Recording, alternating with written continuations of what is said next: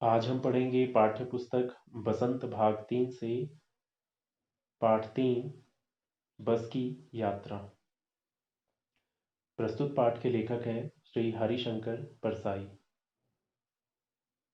हरिशंकर परसाई जी हिंदी के प्रसिद्ध लेखक और व्यंग्यकार थे। उनका जन्म 1924 में मध्य प्रदेश के होशंगाबाद जिले में हुआ था। वे हिंदी के पहले रचनाकार हैं जिन्होंने व्यंग्य को विधा का दर्जा दिलाया और मनोरंजनपूर्ण तरीके से सामाजिक प्रश्नों को अपनी रचनाओं में उठाया। एक लंबी साहित्य यात्रा के बाद सन 1995 में इनका निधन हो गया। हंसते हैं रोते हैं जैसे उनके दिन फिरे, भोला राम का जीव इनके प्रसिद्ध कहानी संग्रह हैं। भूत के पांव पीछे, बेईमानी की परत, अपनी अपनी बीमारी इनके प्रसिद्ध लेख हैं। बस की यात्रा हरिशंकर परसाई जी द्वारा लिखा गया एक प्रसिद्ध व्यंग्य लेख है जिसमें उन्होंने यातायात की व्यवस्था पर व्यंग्य किया है। परसाई जी को अपने मित्रों के साथ मजबूरन एक बस में सफ़र करना पड़ता है। अपने इस सफ़र में बस की स्थिति का हास्यपूर्ण चित्रण परसाई जी ने इस लेख में किया है। प्रस्तुत है पाठ बस की यात्रा। हम 5 मित्रों ने तय किया कि शाम 4 बजे की बस से चलें। पन्ना से इसी कंपनी की बस सतना के लिए घंटे भर बाद मिलती है, जो जबलपुर की ट्रेन मिला देती है। सुबह घर पहुंच जाएंगे। हम में से 2 को सुबह काम पर हाजिर होना था, इसलिए वापसी का यही रास्ता अपनाना जरूरी था। लोगों ने सलाह दी कि समझदार आदमी शाम वाली बस से सफ़र नहीं करते। क्या रास्ते में डाकू मिलते हैं? नहीं, बस डाकिन है। बस को देखा तो श्रद्धा उमड़ पड़ी। बस को देखा तो श्रद्धा उमड़ पड़ी। खूब वयोवृद्ध थी, सदियों के अनुभव के निशान लिए हुई थी। लोग इसलिए इससे सफ़र नहीं करना चाहते थे कि वृद्धावस्था में इसे कष्ट होगा। यह बस पूजा के योग्य थी, उस पर सवार कैसे हुआ जा सकता है? बस कंपनी के एक हिस्सेदार भी उसी बस में जा रहे थे। हमने उनसे पूछा, यह बस चलती भी है? वह बोले, चलती क्यों नहीं है जी, अभी चलेगी। हमने कहा, वही तो हम देखना चाहते हैं, अपने आप चलती है यह? हाँ जी, और कैसे चलेगी? गजब हो गया, ऐसी बस अपने आप चलती है। हम आगा पीछा करने लगे। डॉक्टर मित्र ने कहा, डरो मत, चलो, बस अनुभवी है, नई नवेली बसों से ज़्यादा विश्वसनीय है, हमें बेटों की तरह प्यार से गोद में लेकर चलेगी। हम बैठ गए। जो छोड़ने आए थे वे इस तरह देख रहे थे जैसे अंतिम विदाई दे रहे हैं। उनकी आंखें कह रही थी, आना जाना तो लगा ही रहता है, आया है सो जाएगा, राजा रंक फकीर। आदमी को कूच करने के लिए एक निमित्त चाहिए। इंजन सचमुच स्टार्ट हो गया, ऐसा जैसे सारी बस ही इंजन है और हम इंजन के भीतर बैठे हैं। कांच बहुत कम बचे हैं, जो बचे थे उनमें हमें बचना था। जो बचे थे उनसे हमें बचना था। हम फौरन खिड़की से दूर सरक गए। इंजन चल रहा था, हमें लग रहा था कि हमारी सीट के नीचे इंजन है। बस सचमुच चल पड़ी और हमें लगा कि यह गांधी जी के असहयोग और सविनय अवज्ञा आंदोलनों के वक्त अवश्य जवान रही होगी। उसे ट्रेनिंग मिल चुकी थी, हर हिस्सा दूसरे से असहयोग कर रहा था। पूरी बस सविनय अवज्ञा आंदोलन के दौर से गुजर रही थी। सीट का बॉडी से असहयोग चल रहा था। कभी लगता सीट बॉडी को छोड़कर आगे निकल गई, कभी लगता कि सीट को छोड़कर बॉडी आगे भागी जा रही है। 8-10 मील चलने पर सारे भेदभाव मिट गए। यह समझ में नहीं आता था कि सीट पर हम हैं या सीट हम पर बैठी है। एकाएक बस रुकी। मालूम हुआ कि पेट्रोल की टंकी में छेद हो गया है। ड्राइवर ने बाल्टी से पेट्रोल निकालकर उसे बगल में रखा और नली डालकर इंजन में भेजने लगा।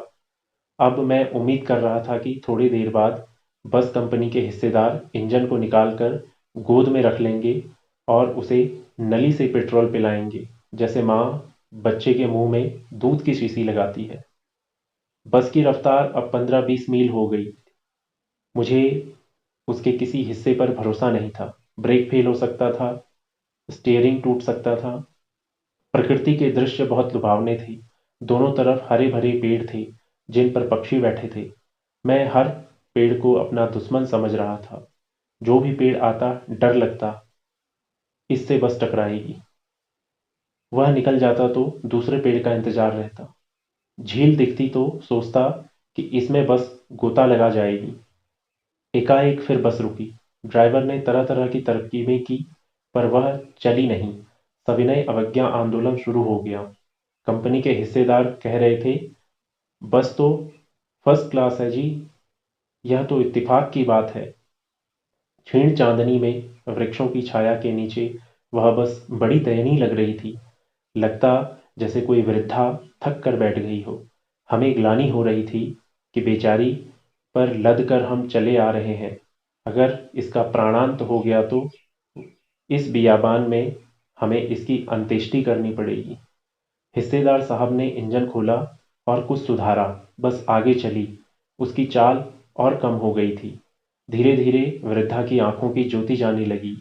चांदनी में रास्ता टटोलकर वह रेंग रही थी। आगे या पीछे से कोई गाड़ी आती दिखती तो वह एकदम किनारे खड़ी हो जाती और कहती, निकल जाओ बेटी, अपनी तो वह उम्र ही नहीं रही।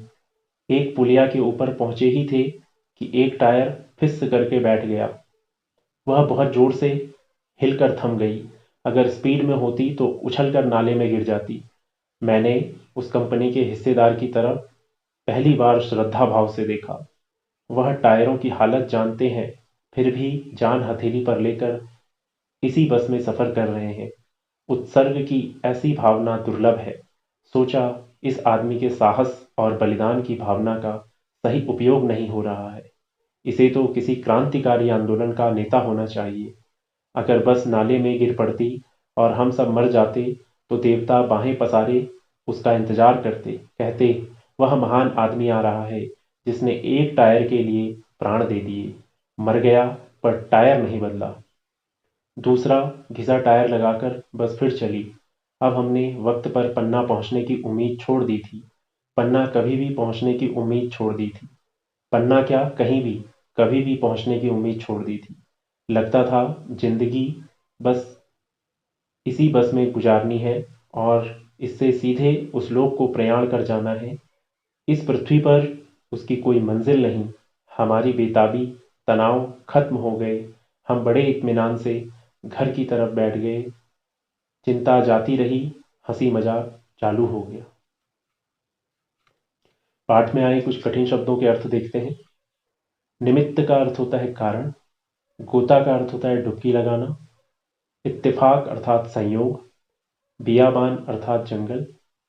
अंत्येष्टि अर्थात अंतिम संस्कार। प्रयाण का अर्थ होता है प्रस्थान या मृत्यु। बेताबी अर्थात बेचैनी। इत्मीनान का अर्थ होता है तसल्ली। रंक अर्थात गरीब। क्षीण अर्थात कमजोरी। उत्सर्ग अर्थात बलिदान। प्राणांत अर्थात प्राणों का अंत या मृत्यु। वयोवृद्ध अर्थात बुढ़ापा। पाठ के प्रश्नोत्तर। कारण बताएं।